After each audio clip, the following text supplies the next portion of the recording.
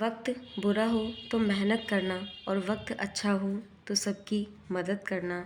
अगर कोई आपकी कीमत ना समझे तो निराश मत होना, क्योंकि कबाड़ के व्यापारी को हीरे की परख नहीं होती।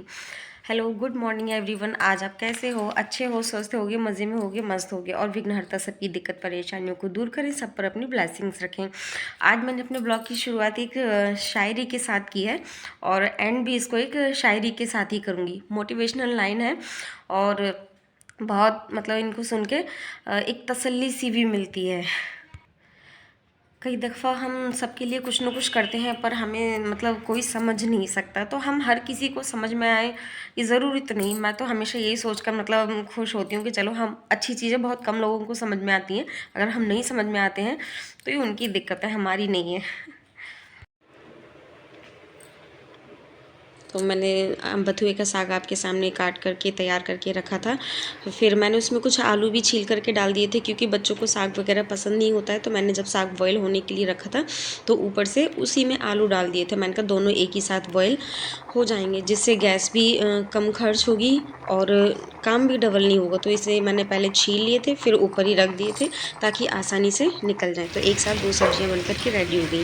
फिर उसके बाद मैंने आलू को ठंडा करके सूखे आलू अलग बना लिए थे, साग की भाजी मैंने अलग बना ली थी।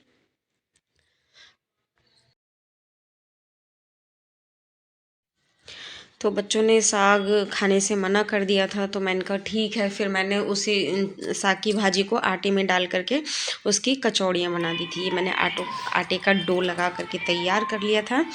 बच्चे मैंने कहा लंच में ले जाएंगे, कुछ डिफरेंट भी हो जाएगा, नहीं तो रोज़ वही सब्जी पराठा होता है।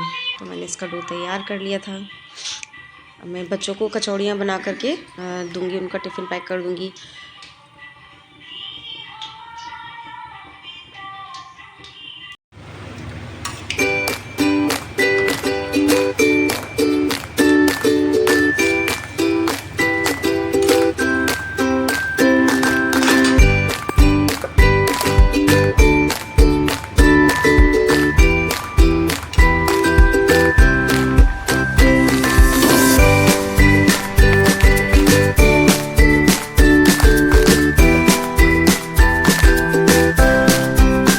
कैसी लग रही कचौड़ी? अच्छी है? तो ठीक है। आज ठंड बहुत है ना।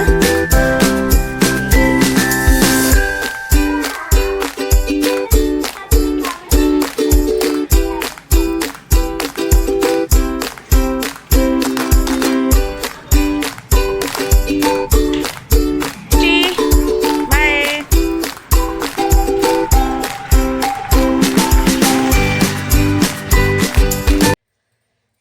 Hello everyone. तो मैं सुबह 6:30 बजे से कचौड़ी बना रही हूँ। मेरी कचौड़ियाँ बन चुकी है और करीब 9:20 हो रहे हैं, क्योंकि बीच में ब्रेक ले लेके बनानी पड़ती है। मैंने थोड़ी बना ली, फिर बच्चों को टिफ़िन पैक करके दिया, फिर थोड़ी बना ली, फिर उनको मतलब नाश्ता वगैरह करने को दिया, फिर मैंने रोक दी, फिर सृष्टि को मैंने तैयार किया। फिर उसके बाद मैं अब बना रही हूँ। कम्प्लीटली मेरी 6:30 बजे से 9:20 तक बन चुकी हैं। हस्बैंड टिफिन लेके जाएंगे, तो उनके लिए मैं सोच रही हूँ मटर आलू की सब्ज़ी बना दूँ, क्योंकि दोपहर में खाएंगे, ठंडी हो जाएंगी और सब्ज़ी अगर रसीली हो तो ज़्यादा ही अच्छा रहता है। तो मैं यहाँ पे मैंने इसी कढ़ाई में प्याज भूनने के लिए डाल दिए। फटाफट से मेरा काम हो जाए, तो मैंने प्याज पहले काट के रखी थी। उसमें जो टमाटर हैं मैंने बड़े बड़े पीस करके गर्म पानी में बॉईल होने के लिए रख ली थी। मैंने कहा कौन अब 2 टमाटर के लिए मिक्सी चला, जार थोड़ा बड़ा है तो उसमें दिक्कत पड़ती है।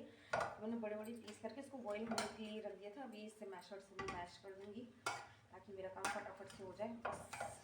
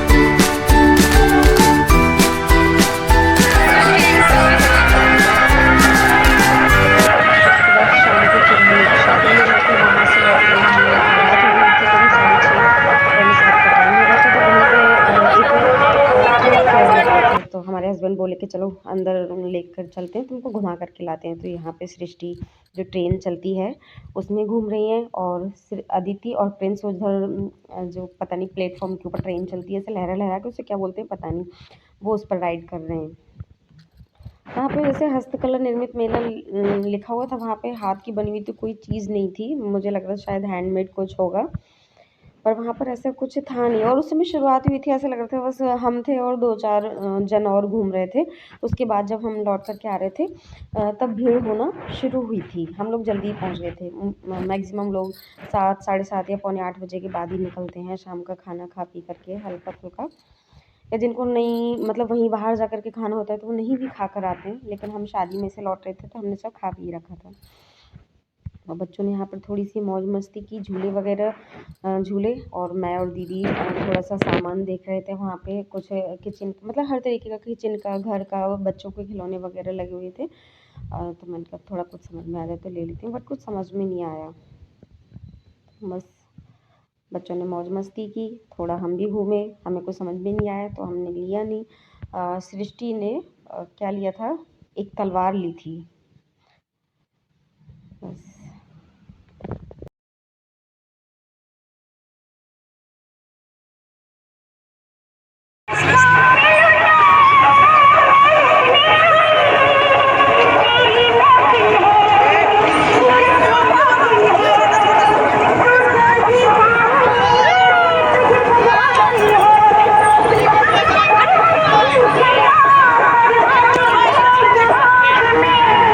सिर्फ धन ही नहीं, दुआएं भी कमाना सीखें, क्योंकि जब हम धन कमाते हैं तो घर में चीज़ें आती हैं, और जब हम दुआएं कमाते हैं तो सेहत के साथ साथ प्यार, सेहत और खुशियाँ भी घर आती हैं।